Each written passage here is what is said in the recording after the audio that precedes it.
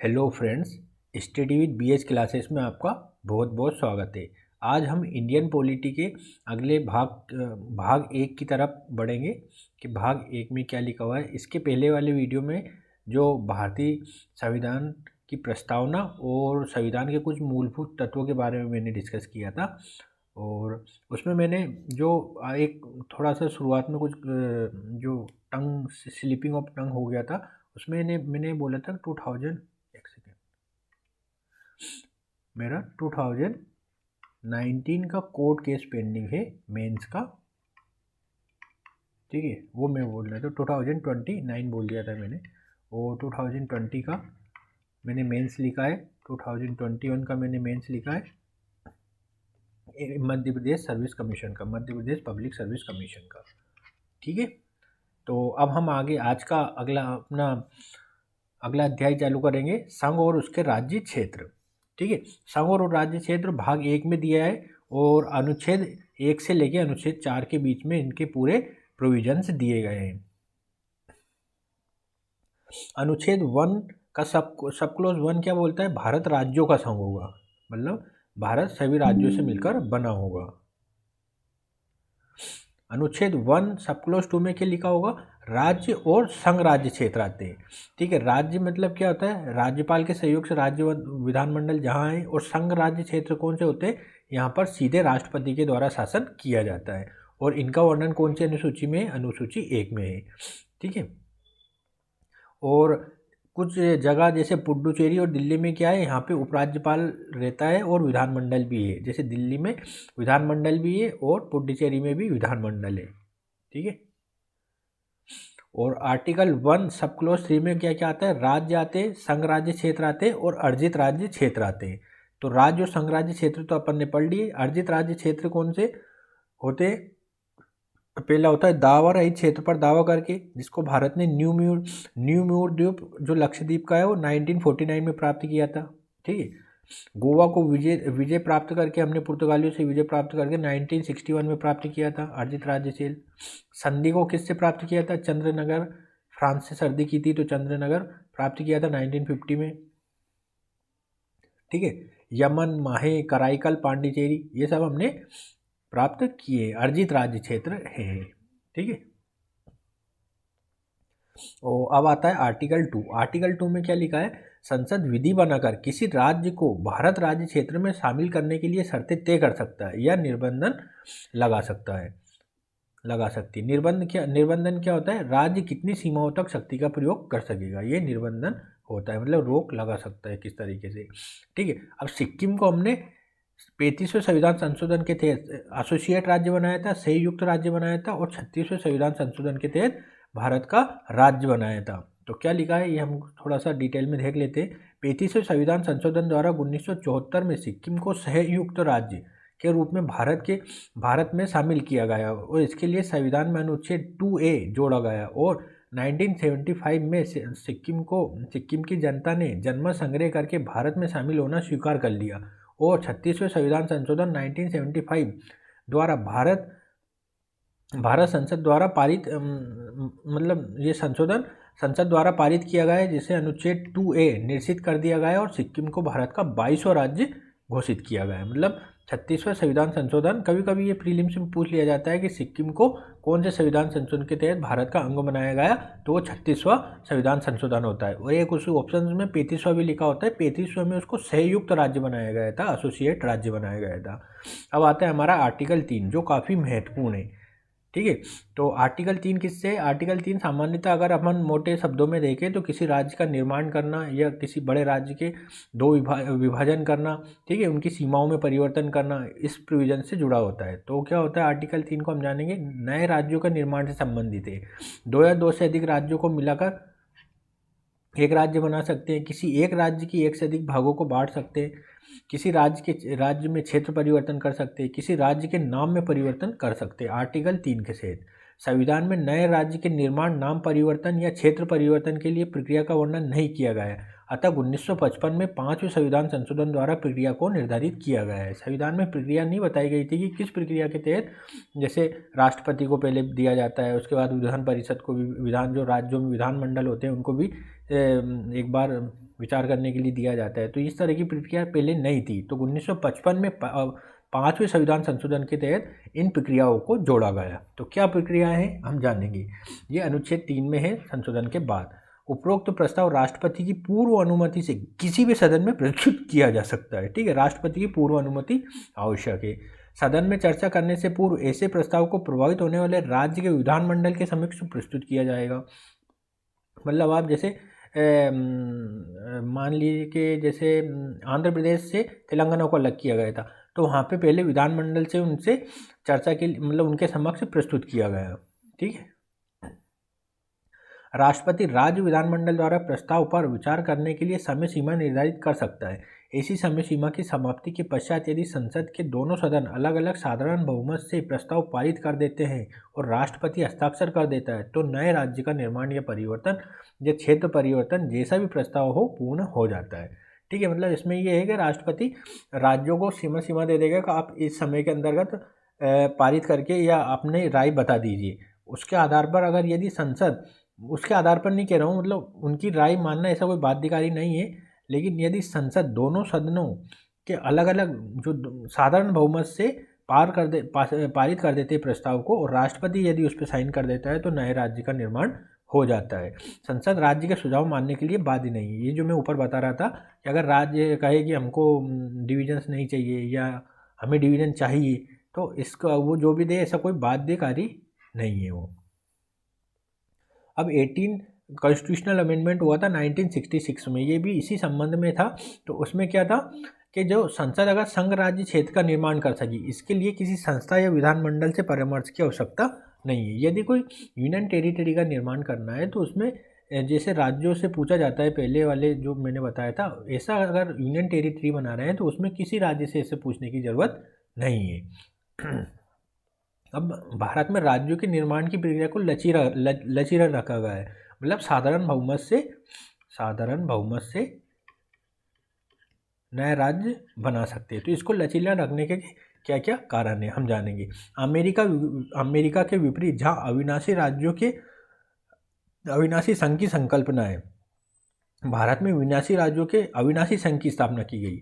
मतलब अमेरिका में ना तो राज्यों का डिवीजन होगा ना संघ का डिवीजन होगा, इसलिए उसे अविनाशी राज्यों का अविनाशी संघ कहा जाता है। और भारत को विनाशी राज्यों का अविनाशी संघ कहा जाता है। मतलब भारत में संघ का विनाश नहीं किया जा सकता और राज्यों का किया जा सकता है विनाश। तो ये इसका मूलभूत अवधारणा थी। इसके निम्न कारण है। भारत में क्या है, विनाशी राज्यों का अविनाशी संघ है। तो इसकी विशेषता ऐसा क्यों है। 1947 में धर्म के आधार पर भारत का विभाजन हुआ था। रियासतों के शासकों की इच्छा के विरुद्ध रियासतों का भारत में विलय किया गया था। किसने किया था विलय? सरदार वल्लभ भाई पटेल ने। और 1947 में ही भाषाई आधार पर राज्यों की मांग उठने लगी थी। भाषाई आधार पर राज्यों की मांग उठी थी, जो अभी भी चल रही है बहुत सारी जगह। ठीक है है ना। जैसे भोजपुर को, जैसे भोजपुरी वाले भोजपुर राज्य की मांग कर रहे हैं बिहार से, तो इस तरह से बोडोलैंड, इस तरह से अलग अलग मांगे अभी भी चल रही है। और राज्यों का पुनर्गठन करते, मतलब पुनर्गठन का विचार करते, क्योंकि इसी के अंतर्गत आता है। पहले जब 1956 के पहले 1956 जब राज्य पुनर्गठन आयोग के पहले जो भारत में 4 तरह के राज्य पाए जाते थे, group A, group B, group C और ग्रुप डी। मतलब पूरा भारत के संघ और राज्य क्षेत्र इन भागों में डिवाइड थे। तो ग्रुप ए में कौन कौन से थे? जो ब्रिटिश प्रांत से थे, जो ब्रिटिश प्रांत थे डायरेक्ट, है ना। इसमें कौन कौन सा आते थे? ये टोटल 9 थे, है ना। इसमें जैसे मुंबई आता था, मद्रास आता था, संयुक्त प्रांत आता था, मध्य प्रांत आता था, असम, बिहार, पंजाब, उड़ीसा और पश्चिम बंगाल, ये इसमें प्रमुख रूप से आते थे। ग्रुप बी में कौन कौन से आते थे? ग्रुप बी में आते थे हैदराबाद, जम्मू कश्मीर, मैसूर, त्रावणकोर, कोचीन, पूरी पंजाब और पटियाला राजस्थान, सौराष्ट्र, विंध्य प्रदेश, मध्य भारत, ये आते थे। ग्रुप सी में कौन आते थे? चीफ कमिश्नरी से आते थे। इसमें कौन कौन से थे? भोपाल, अजमेर, दिल्ली, कुर्ग, ठीक है, बिलासपुर, कूच बिहार, हिमाचल प्रदेश, कच्छ, मणिपुर, त्रिपुरा, है ना। और ग्रुप डी में आते थे संघ राज्य क्षेत्र, जिसमें अंडमान और निकोबार और अर्जित राज्य क्षेत्र को रखा जाता था। अब भारत में स्वतंत्रता के साथ ही भाषाई आधार पर राज्यों की मांग आरंभ हो गई थी और मद्रास और मुंबई राज्य में यह स्थिति अत्यंत गंभीर थी और ऐसा लगता था कि भाषाई राज्य की मांग के कारण भारत का एक और विभाजन हो जाएगा। अतः इस मांग को देखते हुए जून 1948 में एसके दर समिति गठित की गई। मतलब एसके दर समिति को गठित किया गया सबसे पहले 1948 में। इस समिति ने 10 दिसंबर 1948 को अपनी रिपोर्ट प्रस्तुत की, जिसमें भाषाई आधार पर राज्य की मांग को अस्वीकार कर दिया गया। मतलब अगर ये क्वेश्चन आ सकता है कभी कि एसके दर समिति ने क्या भाषाई आधार पर राज्यों की मांग को स्वीकार किया या नहीं किया, तो स्वीकार नहीं किया था। अब आगे क्या होता है, परंतु दिसंबर 1948 में कांग्रेस के जयपुर अधिवेशन में कांग्रेस कार्यकर्ताओं ने तेलुगु राज्य की मांग को लेकर विरोध किया, जिसके दबाव के कारण जवाहरलाल नेहरू ने दिसंबर 1948 में जेवीपी समिति का गठन किया गया। जेवीपी का फुल फॉर्म क्या होगा, जवाहरलाल नेहरू वल्लभ भाई पटेल और पट्टाभी सीतारमैया, ये जेवीपी कमेटी कहलाती है। इस कमेटी ने अप्रैल 1949 को रिपोर्ट प्रस्तुत की, जिसमें ग्रुप ए, बी और सी विभाजन को प्रशासनिक सुविधा, आर्थिक विकास की संभावना और भौगोलिक परिस्थितियों के आधार पर उचित बताया और ये कहा गया है कि भारत का विकास और स्थिरता ज़्यादा बड़ी चुनौती, अतः उन्हें प्राथमिकता दी जानी चाहिए और भाषाई आधार पर राज्यों की मांग को अस्वीकार कर दिया। तो एसके दर समिति ने भी मना कर दिया, जेवीपी समिति ने भी मना कर दिया भाषा के आधार पर। अब आगे क्या होता है जानते हैं। परंतु 15 दिसंबर 1952 को 56 दिनों के अनशन के पश्चात तेलुगु राज्य की मांग करते हुए सामाजिक कार्यकर्ता पोट्टी श्रीरामल्लू की मृत्यु हो गई, जिसके पश्चात पहले भाषाई राज्य के गठन की स्वीकृति दी गई और 1 अक्टूबर 1953 को आंध्र प्रदेश का गठन हुआ। अब देखो आगे क्या हुआ, ये पोट्टू श्रीरामल्लू थे, इन्होंने 56 दिन का अनशन भूख हड़ताल की और वो मर गए। अब वो मर गए तो मतलब विरोध, जैसे कोई अगर अनशन करते हुए मर जाता है तो उसके समर्थन में लोग की जन भावनाएं, जन संवेदनाएं व्यक्त होने लगती है।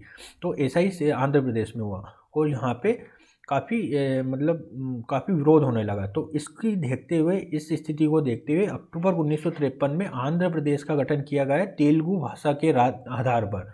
तो पहले भाषाई आधार पर राज्य का निर्माण कौन सा हुआ, आंध्र प्रदेश। अब आगे क्या होता है, 22 दिसंबर 1953 को राज्य पुनर्गठन आयोग का गठन किया गया और फजल अली को इसका अध्यक्ष बनाया गया। इसे फजल अली आयोग के नाम से भी जाना जाता है। इसके 2 अन्य सदस्य कौन कौन थे, हृदयनाथ कुंजरू और के.एम. पणिक्कर। ये भी कभी कभी प्रीलिम्स में मतलब स्टेट पीसीएस वगैरह में पूछ लिया जाता है कि राज्य पुनर्गठन आयोग के सदस्य कौन कौन से थे। तो एक तो हृदयनाथ कुंजरू थे और के.एम. पणिक्कर थे और फजल अली इसका नाम मतलब इनके अध्यक्ष थे इस आयोग के। इस आयोग ने 1955 में अपनी रिपोर्ट प्रस्तुत की, जिसमें 16 राज्यों और 3 केंद्र शासित प्रदेशों का गठन का प्रस्ताव किया गया। इस रिपोर्ट के आधार पर नवंबर 1956 में राज्य पुनर्गठन अधिनियम पारित किया गया, जिसमें group A, B, C, D जो अभी मैंने बताया था को समाप्त करके 14 राज्यों और 6 केंद्र शासित प्रदेशों को भारत में स्थापित किया गया। देखो इनने सिफारिश कितनी की थी, 16 राज्य की थी, लेकिन 14 राज्य इन्होंने बनाए और 3 केंद्र शासित प्रदेश की इन्होंने सिफारिश की थी और 6 केंद्र शासित प्रदेश बनाए। ठीक है, तो ये चीज़ आपको ध्यान रखनी है कि सिफारिश 16 राज्य की थी, 14 राज्य बनाए, 3 केंद्र शासित प्रदेश की सिफारिश की थी, 6 केंद्र शासित प्रदेश बनाए। भारत का ये नवीन स्वरूप पूर्णतः भाषाई आधार पर नहीं था और राज्यों का गठन करते समय भौगोलिक स्थिति और प्रशासनिक सुविधाओं को भी ध्यान में रखा गया। इसने भविष्य में नए राज्यों की मांग को आधार प्रदान किया। तो यहाँ पर देखो एक महत्वपूर्ण बात ये आ जाती है, कभी कभी प्रीलिम्स में ये क्वेश्चन पूछ लिया जाता है कि क्या राज्य पुनर्गठन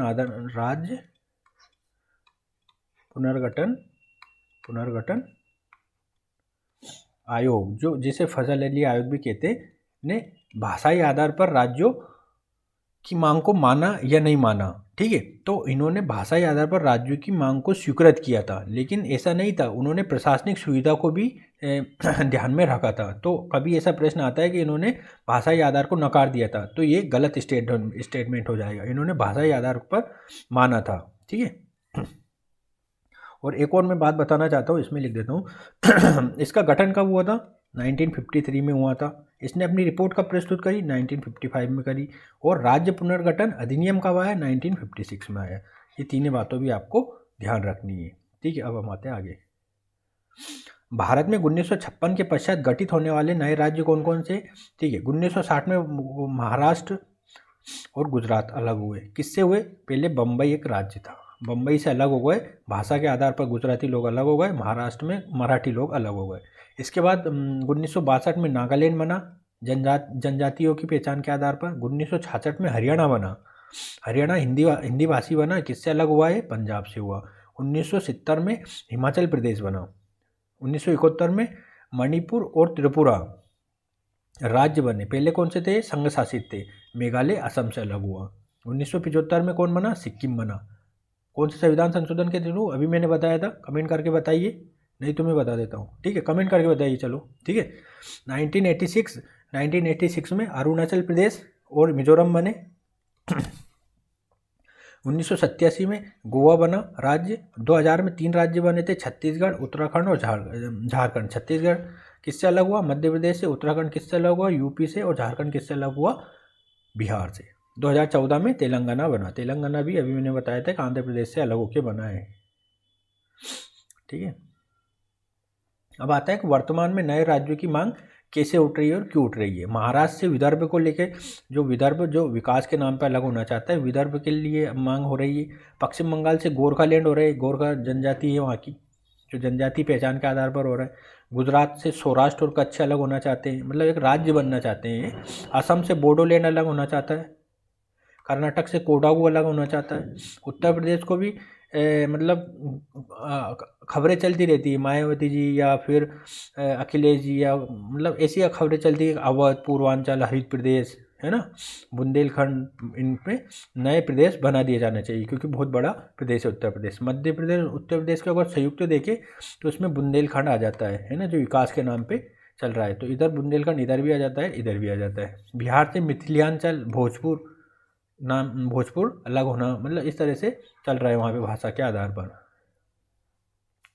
अब हम देखेंगे कि छोटे राज्य और बड़े राज्यों में क्या क्या डिफरेंसेस है और क्या इनके फायदे हैं और क्या इनके नुकसान हैं। ठीक है, तो हम पहले देखते हैं कि छोटे राज्य क्यों आवश्यक है। पहले पक्ष में देखेंगे और विपक्ष में देखेंगे। तो प्रशासनिक नियंत्रण के आधार पर देखते हैं। छोटे राज्यों में जिलों की संख्या कम होती है और यहाँ पर प्रशासनिक नियंत्रण आसान होता है और शासन और प्रशासन के मध्य बेहतर समन्वय बनाना आसान होता है। छोटे राज्यों में विकास की संभावनाएं प्रबल होती है, क्योंकि राज्य अपने संसाधनों का समुचित संदोहन करने में सक्षम हो पाता है। उदाहरण के लिए उत्तराखंड और छत्तीसगढ़ जब मूल राज्य का हिस्सा थे, तब इनकी विकास की दर 3 से 4% होती थी। वर्तमान में ही 9 से 11% है, तो इसलिए इनका फायदा है। नेक्स्ट, छोटे राज्यों में सरकारी योजनाओं को जनता तक पहुंचा पाना आसान होता है, अतः समाजवाद के लक्ष्यों को छोटे राज्यों में आसानी से प्राप्त किया जा सकता है। ये पक्ष में थे। अब विपक्ष में क्या देखते हैं? भारत में छोटे राज्यों का निर्माण उपराष्ट्रीय पहचान को बढ़ावा देगा, जिससे एक राष्ट्र के रूप में भारत के निर्माण को चुनौती मिलेगी। आप अगर बहुत छोटे राज्य बना देंगे तो एक तरह से जो बाल्कन स्टेट जो ज़्यादा छोटे कर दिए जाते हैं, तो बाल्कन स्टेट के नाम से जाने जाते हैं, तो बाल्कनाइजेशन हो जाएगा इसका, और जो देश के लिए नुकसानदेह हो सकता है, क्योंकि छोटे राज्य फिर अपने अलग पहचान देने लगेंगे। भारत में यदि छोटे राज्यों का निर्माण भाषा या जाति के आधार पर किया जाता है, तो ऐसी मांगों को स्वीकार करने का अर्थ होगा कि भारत में अनेक छोटे राज्यों के गठन का मार्ग प्रशस्त हो, जो निश्चित रूप से भारत को अखंड स्वरूप के लिए चुनौती होगा। अगर मान लो कि आप भाषा और धर्म के आधार पर या भाषा या जाति के आधार पर राज्यों का निर्माण करते हैं, तो भारत में तो 22 भाषाएँ बोली जाती हैं। ठीक है, तो 22 राज्य भाषा के आधार पर बनेंगे क्या? वो 22 तो संविधान में वर्णित है। लगभग 4000 भाषा है भारत में। ठीक है, जो हर 20 किलोमीटर, ऐसा कहा जाता है कि हर 20 किलोमीटर में एक नई भाषा का जन्म होता है भारत में, है ना। तो इस तरह से अगर डिवीज़न करेंगे तो चुनौतियाँ ज़रूर बनेंगी, पर हमको एक संविधान का आधारभूत ढांचे को बनाते हुए एक तार्किक रूप से कार्य करना होगा। नेक्स्ट, छोटे राज्यों के विरुद्ध ये तर्क दिया जाता है कि जैसे जैसे नए राज्यों का निर्माण हो रहा है, वैसे वैसे संसाधनों के बंटवारे को लेकर संघर्ष भी बढ़ा है। राज्यों की अधिक संख्या इस द्वंद्व को और बड़ा और गंभीर कर देगी। ठीक है, मतलब संसाधनों का भी तनाव बढ़ेगा।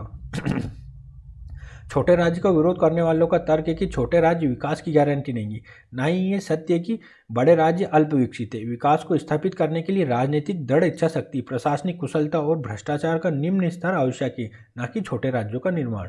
इसका आप देखो बहुत अच्छे से उदाहरण जान सकते हैं, जैसे तमिलनाडु बड़ा राज्य, गुजरात बड़ा राज्य है ना। ये देखो विकास कर ही रहे हैं, तमिलनाडु भी विकास कर रहा है गुजरात भी विकास कर रहा है। तो ऐसा नहीं कि इनका टुकड़े मतलब छोटे राज्यों का ही विकास हो रहा है, बड़े राज्यों का भी विकास हो रहा है। लेकिन इन सबके लिए प्रमुख ये है कि राजनीतिक इच्छा शक्ति होनी चाहिए, प्रशासनिक कुशलता होनी चाहिए, राज्य का जो सीएम है वो कुशल होना चाहिए, है ना। इस तरीके से देखा जाना चाहिए। निष्कर्ष क्या लिख सकते हैं? भारत की वर्तमान स्थितियों को देखकर ये उचित नहीं प्रतीत होता है कि भारत छोटे राज्यों के निर्माण की नीति अपनाए, क्योंकि नए राज्यों का निर्माण संघ पर वित्तीय बोझ को बढ़ा देगा। भारत जो कि आर्थिक विकास की क्रिया में संलग्न है और स्वयं को आर्थिक शक्ति के रूप में स्थापित करना चाहता है के लिए यह वित्तीय दबाव नकारात्मक ही होगा। अतः छोटे राज्यों का निर्माण अपरिहार्य स्थितियों में ही किया जाना चाहिए और वर्तमान में यह प्रयास किया जाना चाहिए कि विकेंद्रीकरण की नीति का प्रयोग करते हुए पंचायतों और नगर निकायों को अधिक अधिकार प्रदान किए जाए, जिससे वो क्षेत्रीय स्तर पर समस्याओं का समाधान करते हुए विकास को सुनिश्चित करने में अपना योगदान दे सके। ठीक है, इसके आप प्रिंट आउट, ये जो मैंने पीडीएफ अपलोड कर दूंगा है ना, तो इसका आप अच्छे से प्रिंट निकला कर ये रीडिंग भी कर सकते हैं। मैं जो बता रहा हूँ वो तो है ही सही, आप इसको बार बार रीडिंग करेंगे तो पूरी मेरी जो पढ़ाई है वो आपके लिए काम आएगी। ठीक है, तो अब नया चालू हो हाँ चलो अब आगे थोड़ा और देख लेते हैं। क्या भारत का कोई क्षेत्र अन्य देश को अध्यर्पित किया जा सकता है? ठीक है, ये पहले भी आ चुका है, ये बहुत महत्वपूर्ण विषय है। क्या भारत अपना कोई क्षेत्र किसी अन्य देश को दे सकता है? ठीक है, तो अब हम इसको थोड़ा पढ़ लेते हैं। अगर इसमें कुछ अलग लगा तो मैं आपको बताऊंगा, नहीं तो आप इसी से समझ सकते हैं। भारत द्वारा किसी अंतर्राष्ट्रीय संधि की शर्तों को पूरा करने के लिए भारत अपने राज्य क्षेत्र को किसी अन्य क्षेत्र को सौंप सकता है। बेरूवाड़ी केस में सर्वोच्च न्यायालय ने निर्णय दिया था कि ऐसे अध्यापन के लिए संविधान में विशेष बहुमत से संशोधन किया जाना चाहिए, अर्थात उपस्थित और मतदान करने वालों के 2/3 सदस्य विधेयक को समर्थन दें और साथ ही सदन की कुल सदस्य संख्या के आधे से अधिक का समर्थन प्राप्त हो। अब तक भारत में 2 बार संविधान संशोधन करके क्षेत्र को अध्यर्पित किया गया है, मतलब दूसरे को सौंपा है। पहला तो 9वां संविधान संशोधन हुआ था 1960 में बेरूवाड़ी के समय, बेरूवाड़ी क्षेत्र, और दूसरा हुआ था 100वां संविधान संशोधन 2015 में Bharat Bangladesh land boundary agreement के तहत।